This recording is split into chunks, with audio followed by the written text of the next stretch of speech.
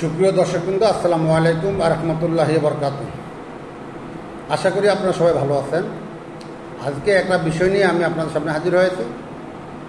সেটা হলো বাংলাদেশের ৫৪ লক্ষ যুবক ভারতের বিরুদ্ধে যুদ্ধ করবে। আবারও বলছি, বাংলাদেশের ৫৪ লক্ষ যুবক ভারতের বিরুদ্ধে যুদ্ধ করবে। এই কথাটা কে বলছে? আজকে পত্রিকায় আপনারা পাবেন। জামাতের যে নায়েবে আমির আবদুল্লাহ তাহের, উনি এখন আমেরিকাতে আছেন এবং সেখানে উনি এই কথাটা বলেছেন, ভারতের বিরুদ্ধে ৫৪ লক্ষ যুবক যুদ্ধ করবে। কেন করবে?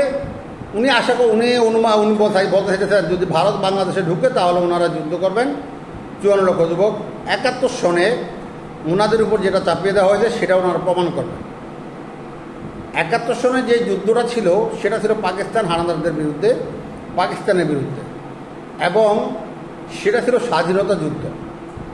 এখন যদি কোনো যুদ্ধ হয় সেটা স্বাধীনতা যুদ্ধ হবে না, স্বাধীনতা রক্ষার যুদ্ধ হতে পারে। যদি কোনো দেশ বাংলাদেশের উপরে হামলা করে, আক্রমণ করে এবং বাংলাদেশকে দখল নিতে চায়, তাহলে সেটা হতে পারে আগ্রাসন বিরোধী স্বাধীনতা রক্ষার যুদ্ধ। কিন্তু নতুন করে স্বাধীনতার যুদ্ধ হওয়ার আর কোনো সম্ভাবনা নেই। আবদুল্লাহ তাহের তাদেরকে প্রমাণ করবে, উনি যেটা বলতেছেন, উনি প্রমাণ করতে চাইতেছেন ওনারা মুক্তিযোদ্ধা, ওনারা দেশের প্রতি ভালোবাসা আছে, এটা প্রমাণ দেন। কিন্তু বিষয়টা খুবই হাস্যকর। নতুন করে মুক্তিযোদ্ধা হওয়ার মতো এই সুযোগ আর মনে হয় বাংলাদেশে কেউ পাচ্ছে না। কারণ যে ট্রেন একবার চলে যায়, যদি কোনো ট্রেন মিস হয়ে যায়, ওই ট্রেনটা আর ওই সময় আর আসবে না, ওইটা হয়তো পরের দিন আসতে পারে ভিন্ন কোনোভাবে। জামাত যেই ট্রেন মিস করেছে ১৯৭১ সনে, সেটা নতুন করে সৃষ্টি হবে না। আরেকটা বিষয় হলো, এই মুহূর্তে কেন উনি ভারতের বিরুদ্ধে যুদ্ধ করতে চান, ওই বিষয়টা আমি একটু পরে আসছি। তার আগে আমি গত কয়েকদিন আগে যুগান্তরে একটা নিউজটা হলো ১৮ সেপ্টেম্বর ২০২৫। সেখানে বলা হয়েছে ভারতের সঙ্গে সম্পর্ক করতে আগ্রহী জামাতের নতুন নেতৃত্ব, ধারণা ভারতীয় বিশ্লেষকের। সেখানে কি বলা আছে? সেখানে শ্রী রাধা দত্ত উনি বাংলাদেশে ঘুরে গেছেন এবং উনি অনেকগুলো দলের সাথে কথা বলেছেন। তার মধ্যে জামাত ইসলামও ছিল। সেই দলের মধ্যে কে কে ছিল? বিএনপি ছিল, জামাত ছিল, এনসিপি সহ কয়েকটা দলের সাথে রাধা দত্ত বৈঠক করেছেন। রাধা দত্তের প্রশ্নের জবাবে জামাত ইসলামের এই নায়েবে আমির আবদুল্লাহ তাহের সাহেব উনি বলছেন বাংলাদেশকে, ভারতকে ওনারা প্রতিবেশী দেশ হিসেবে খুবই গুরুত্ব দেয় এবং মর্যাদা দেয়। এখানে বলা আছে, আমি ওনাকে প্রশ্নের উত্তর বলছিল, আমি ১৯৭১ কথাও জিজ্ঞেস করেছিলাম, কারণ বহুকাল ধরে আমরা জানি মুক্তিযুদ্ধে তাদের ভূমিকা কী ছিল। তিনি তখন আবদুল্লাহ তাহের উনি বলতেছেন, মতিউর রহমান নিজামী বা দেলোয়ার হোসেন সাঈদীর মতো নেতারা প্রকাশ্যেই ৭১ জামাতের অবস্থানের জন্য ক্ষমা চেয়েছে, আমরা ওটা স্বীকার করছি। ভারতের সাথে সম্পর্ক করতেও জামাতের নতুন নেতৃত্ব আগ্রহী বলে তিনি ধারণা করছেন। এই প্রসঙ্গে জামাতের যুক্তি হলো, মুক্তিযুদ্ধ নিয়ে তাদের আপত্তির জায়গাটা হলো শেখ মুজিবুর রহমান মুক্তিযুদ্ধের পুরো অর্জনটা তার নিজের বলে হাইজ্যাক করে নিয়েছিল। তারা এটাও বলেছেন, ভারত যে বাংলাদেশের সবচাইতে গুরুত্বপূর্ণ প্রতিবেশী তা স্বীকার করতেও জামাতে কোনো দ্বিধা নেই। তাহলে ওনারা কোন জায়গায় কি বলেন সেটা আসলে বোঝা মুশকিল। কোনটা ওনাদের মনের কথা আর কোনটা ওনাদের মুখের কথা সেটা বোঝা মুশকিল। জামায়াত ইসলাম একবার বলছে প্রচণ্ড ভারত বিরোধিতা, আবার ওনারা বলছে ভারত গুরুত্বপূর্ণ প্রতিবেশী এবং ভারতের সাথে সম্পর্ক গড়তে আগ্রহী। এই যে দলটা নিয়ে তারা সমালোচনা বারবার সৃষ্টি হয়। আসলে সমালোচনা করার মতো প্রত্যেকটা কাজে ওনারা করেন। সেই 1941 সালে জন্ম হওয়া, পাকিস্তান বিরোধিতা করা, পাকিস্তান জন্মের বিরোধিতা করা, ৭১ স্বাধীনতার বিরোধিতা করা। আজকে উনি বলতেছেন ৫৪ লক্ষ লোক ভারতের বিরুদ্ধে যুদ্ধ করবে। উনি কি চান আমরা ভারতের বিরুদ্ধে একটা যুদ্ধে জড়িয়ে পড়ি? এবং এটা কোন উদ্দেশ্যে, কী কারণে? ভারত কি বলছে আমরা বাংলাদেশে আক্রমণ করব, বাংলাদেশকে দখলে নিব? এই ধরনের কোনো কথা কি ভারতে কোনো পত্র পত্রিকা অথবা কোনো নেতার মুখ থেকে এই পর্যন্ত আসছে? আমরা এই ধরনের কোনো তথ্য কোথাও পাইনি। উনি অযথাই প্রতিবেশী রাষ্ট্রকে উস্কে দিচ্ছেন। আমরা দেখেছি ইউক্রেন যে যুদ্ধের প্রেক্ষাপটটা, তার আগে ইউক্রেনের সাধারণ নাগরিকদেরকে রাশিয়ার বিরুদ্ধে উস্কে দেওয়া হয়েছে এবং এটা আমেরিকার সহায়তায় এই জিনিসগুলো করা হয়েছে এবং ইউক্রেনকে রাশিয়ার বিরুদ্ধে একটা অসম যুদ্ধে জড়িয়ে দেওয়া হয়েছে। সেই যুদ্ধে রাশিয়া একটা বিশাল অংশ ইউক্রেনের দখল করে নিয়েছে। এখন ওই আমেরিকা আবার প্রস্তাব করতে, এখন যে প্রস্তাব করছে সেটা বলতেছে ভূমির বিনিময়ে শান্তি, মানে ইউক্রেনের যে অংশগুলা রাশিয়া দখল করে নিয়েছে সে অংশগুলো রাশিয়াকে ছেড়ে দিতে হবে। অথচ এর আগে তারা আমেরিকা ইউক্রেনের লোকদেরকে তাদের স্বাধীনতা সার্বভৌমত্ব রক্ষা করার জন্য এবং রাশিয়া তাদের জন্য হুমকি, এই ধরনের কিছু কথাবার্তা বলে উস্কে দিয়েছে এবং জেলেনস্কির মতো একটা যে কমেডি চরিত্র অভিনয় করতেন তার মতো লোককে ক্ষমতা এনে এই ধরনের একটা যুদ্ধ চাপিয়ে দেওয়া হয়েছে। এখন এখানে ভারত আমেরিকার অবস্থানটা সুযোগটা কী, সম্ভাবনাটা কি?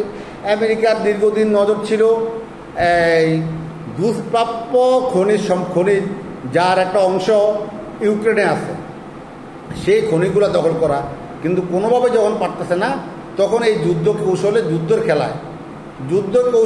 খেলায় উনি ইউক্রেনকে জড়িয়ে দিলেন এবং ইউক্রেনকে হাতে শত শত ডলার ওনারা ঋণ দিলেন, এখানে বিনিয়োগ করলেন এবং সেই টাকার বিনিময়ে এখন ইউক্রেনের সাথে সেই যে চুক্তি, সেই ইউক্রেনের সাথে যে খনি চুক্তি সেটা 50-50 শেয়ার করে নিয়ে গেলেন। তাহলে ইউক্রেন এই যুদ্ধে কী অর্জনটা করলো? একদিকে রাশিয়া তাদের একটা ভূমি নিয়ে গেল, আরেকদিকে আমেরিকা ইউক্রেনের খনি সেটার একটা মালিকানার 50% নিয়ে গেল যুদ্ধের ক্ষয়ক্ষতি হিসাবে যে ইনভেস্ট করা হয়েছে।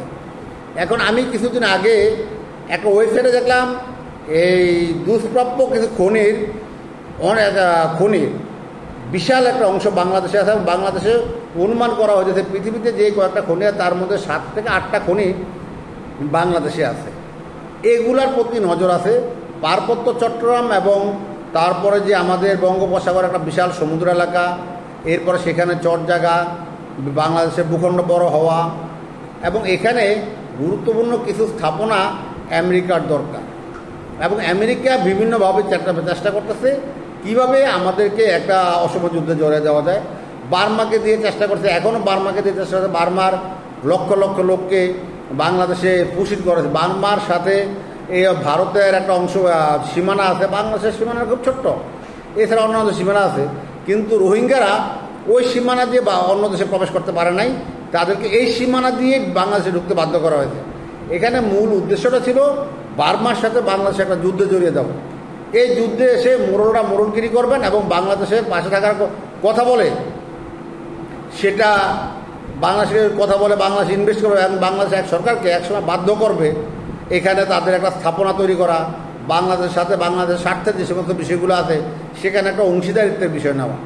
এখন আমাদের যে জামায়াত ইসলামের নায়েবে আমির ডাক্তার আবদুল্লাহ তাহের, ওনার ভাষায় এটা অনেকটা উস্কে দেওয়া। 54 লক্ষ লোক যুদ্ধ করবে ভারতের বিরুদ্ধে। আমি এই মুহূর্তে এই ধরনের একটা শব্দ ব্যবহার করার কোনো কারণ আমি খুঁজে পাচ্ছি না, কারণ ভারতের কাছ থেকে এই ধরনের কোনো কথাবার্তা আমরা পাই না। ওনারা কথা বলতে গেলে একটা ট্যাগ দিয়ে দেয় বাংলাদেশ ভারতে, অমুকে ভারতের দালাল, তমুকে ভারতের দালাল, কিন্তু ওনারা যে আজীবন বিভিন্ন দালালি করছেন। আম জনতা পার্টির যে প্রধান তারেক রহমান, উনি আম তারেক নামে পরিচিত, উনি এই বিষয় নিয়ে কথা বলেছেন। এখন আসলেই জামাত কী করছে? জামাত তলে তলে ভারতের সাথে সম্পর্ক করছে।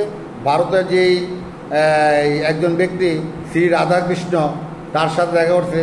আবার ভারতের সাবেক পররাষ্ট্র সচিব হর্ষবর্ধন সিংলা সেও এই বিষয় নিয়ে কথা বলছে।